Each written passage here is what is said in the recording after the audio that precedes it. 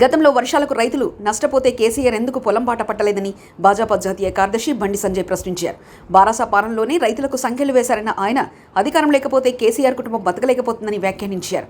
బారాస హయాంలో పంట నష్టపోయిన రైతులకు 10,000 ఇస్తానన్న కేసీఆర్ ఎందుకు ఇవ్వలేదని ప్రశ్నించారు. ఇబ్బంది పడ్డ రైతులు గుర్తొచ్చారు. కానీ ఆయన ముఖ్యమంత్రిగా ఉన్నప్పుడు ఈ పర్యటనలు ఎందుకు చేయలేదో స్పష్టం చేయాలి. అంటే మళ్ళీ తెలంగాణ సెంటిమెంట్ రగిలించే ప్రయత్నం చేస్తున్నాడు. నువ్వు ముఖ్యమంత్రిగా ఉన్నప్పుడు ఈ పర్యటనలు ఎందుకు చేయలే? నీ 10 ఏళ్ల కాలంలో 11,000 మంది రైతులు ఆత్మహత్య చేసుకున్నారు. దాని కారకులు ఎవరు? ఆ రోజు ఏ ఒక్క రైతు కుటుంబానన్నా నువ్వు పరామర్శించినవా? ఏ ఒక్క రైతు కుటుంబానన్నా నువ్వు ఆదుకున్నావా? ఈ 10 ఏళ్ల కాలంలో ఏ ఒక్క నష్టపోయిన రైతు కుటుంబానికి నువ్వు పైసలు ఇచ్చినావా? ఆ పైసలు ఇచ్చినావా?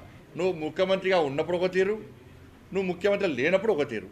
అధికారం లేకుంటే విలువలు కొట్టుకుంటుంది కేసీఆర్ కుటుంబం. భరించలేకపోతున్నారు, బతకలేకపోతున్నారు కుటుంబం. ఇవాళ కరీంనగర్కి వచ్చిండు, సంతోషం.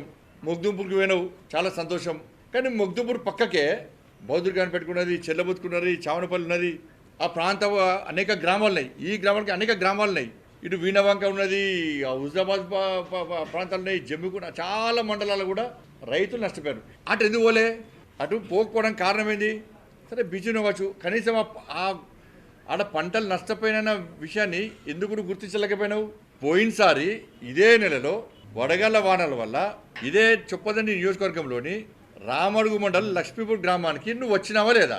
హెలికాప్టర్ వేసుకొని వచ్చి చిట్కలు వేసుకుంటా నేను హైదరాబాద్ పోయేసరికి 10,000 రూపాయలు మీ అకౌంట్లో ఎకరానికి వేస్తాను. ఎందుకే లేదో నేను ఎందుకు స్పష్టం చేయలే?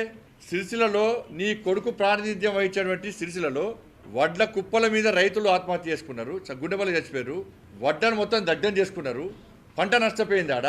వాటి గురించి ఇలా 10,000 రూపాయలు ఎకరానికి ఇస్తాను. ఎందుకు వెళ్ళకపోయినావు? నీ ప్రభుత్వ హయాంలోనే రైతులకు బేడి లేచింది వాస్తవం కాదా?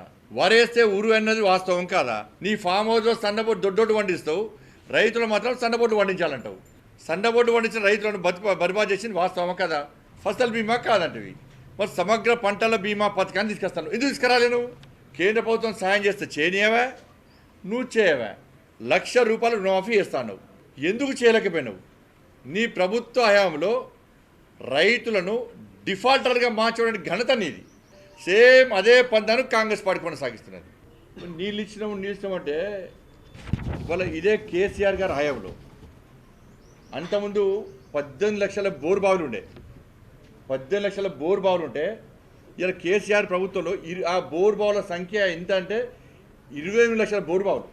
నీ ప్రభుత్వం ఇచ్చిన నివేదికనే. చాలా ప్రాంతాల్లో పైసల కోసం చెక్ డ్యామ్ నిర్మించారు, బిల్లులు కొట్టిరు, పొట్టు బిల్లు చంపారు, కొట్టుకపోయినాయి. క్వాలిటీ లేకుండా కట్టడం మొత్తం కొట్టుకపోయినాయి.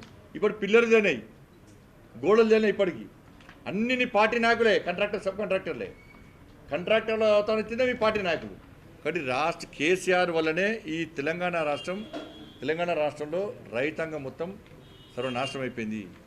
270 కోట్ల రూపాయలు బతుకమ్మ చీరల పేరుతో ఆర్డర్ తీసుకొని నీ ప్రభుత్వ హయాంలోనే 270 కోట్లు బకాయి ఉన్నది ఎవరు? నువ్వే. ఇలా విద్యుత్ సబ్సిడీ అది ఇవ్వలేదు, అది మొత్తం ఆపేసినావు. వర్కర్ టు ఓనర్ అని చెప్పన్నావు. 370 కోట్లు కేటాయిస్తాను. 7 షెడ్లు, అక్కడక్కడ షెడ్లు నిర్మించినావు.